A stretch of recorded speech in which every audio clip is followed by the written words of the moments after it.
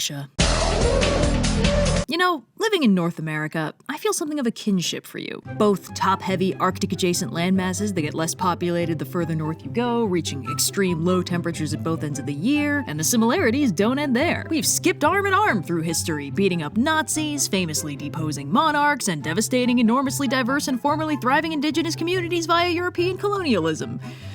Hooray! Nowadays mostly known as the punchline to jokes about cold weather, Siberia has historically been home to an enormous number of indigenous communities, and currently those groups make up a growing 10% of Siberia's population, around 4.5 million people in total. This demographic covers at least 9 language families with significant cultural subdivision within those groups. Now, I'm not the history guy, and I know my limits, so to sum up, basically it's a really big, really complicated space of dozens of distinct cultures and communities living in one of the most inhospitable environments on the planet, and they're still recovering from a few centuries of Russia doing its damnedest to stop them being distinct cultures and communities so they could absorb them instead. Cool? Cool. Now, back in the early 80s, there was this dude, James Reardon, who was an Englishman with an abiding love for the finer things in life: footballing, sports history, and communism. His passion for all three led him to spend several years studying in Moscow and familiarizing himself with the Russian language and culture. Along with his more standard Russian education, he also lived in Siberia for about 5 months total, staying with various indigenous groups and documenting some of their folktales as best he could, recording them in a book titled The Sun, Maiden, and the Crescent Moon, Siberian Folktales. Reardon did this because he was very intrigued by the unique culture of the area, so different from the more familiar societies he grew up in, and more immediately, he was very worried that the unique culture of the indigenous Siberian peoples would be lost as the rest of Russia quote-unquote civilized them. A reasonable concern, historically speaking. He was also concerned about the loss of their environment, as he drops a rather haunting concept in the preface to his book that there were plans being floated at the time to literally nuke the Siberian permafrost and melt the Arctic to unlock all the shiny precious metals and oil deposits buried under the ice, which is certainly one way to destroy a culture's historical way of life. All that to say, Reardon had several pressing reasons to want to document as much Siberian culture as he could get his mittens on. Now, I'd describe this book as a popular retelling rather than a particularly scholarly approach. It's not a rigidly sourced dissertation with citations out the wazoo, and while it specifies which specific culture specific stories are from, it doesn't cite the storyteller or give much in the way of context. Reardon's goal was to preserve something he believed was worth saving by translating the stories for public consumption and entertainment rather than rigorous academic accuracy,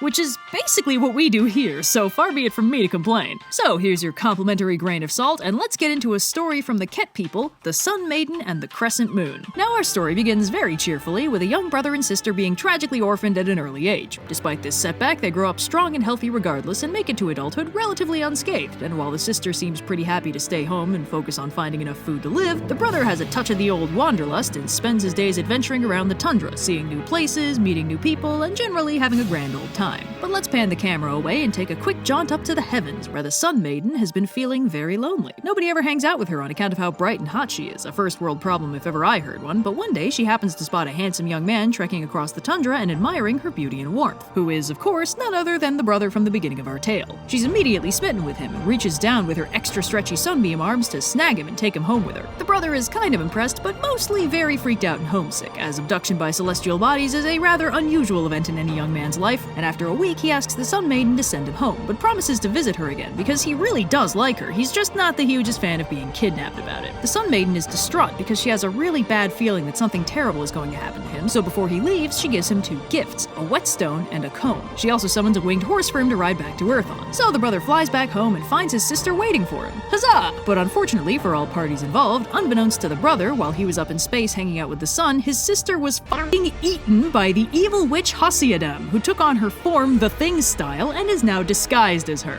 So his sister greets him happily and goes to prepare food, but does so by popping a leg off his getaway horse and chucking it in the pot. This is suspicious enough that the brother takes a closer look, catches a hint of horror movie background music, grabs the horse leg, and books it with the witch in hot pursuit. So he pops the leg back on the horse and takes off, but it really needed a horse mechanic to look it over first, so the horse doesn't make it too far before it collapses. He ends up on foot and not making too much headway until he remembers the sun's other gifts and throws the whetstone behind him, at which point it erupts into a huge mountain blocking the witch's way. Unfortunately, it doesn't block her for very long as she chews through the rock with her metal teeth, so he keeps running. When she closes the gap again, he throws the comb behind him, which springs up into a dense forest, which unfortunately also doesn't stand up well to the witch's teeth, and she catches up one more time. By now, the Sun Maiden has noticed what's going on and reaches down to grab him again, but the witch also gets a hold of our unfortunate protagonist, and in the ensuing struggle, he is pulled in half. Now, this isn't actually as much of a deal breaker as it might sound, since the Sun Maiden is a super powerful magical being and all that. But unfortunately, she ended up with the half of the guy that didn't have a heart, which means her options are limited. Her magic can bring him back, but without a heart, it can only keep him going for a few days at a time before he dies again and she needs to start over. She tries substituting a burning coal for his heart, but that only keeps him going for about a week. Perpetually heartbroken and increasingly unable to bear looking at her half-dead and constantly doomed love, the Sun Maiden banishes him to the far end of the heavens, decreeing that they'll only see each other on the longest day of the year. The half-man, exiled to the dark sky, becomes the crescent moon.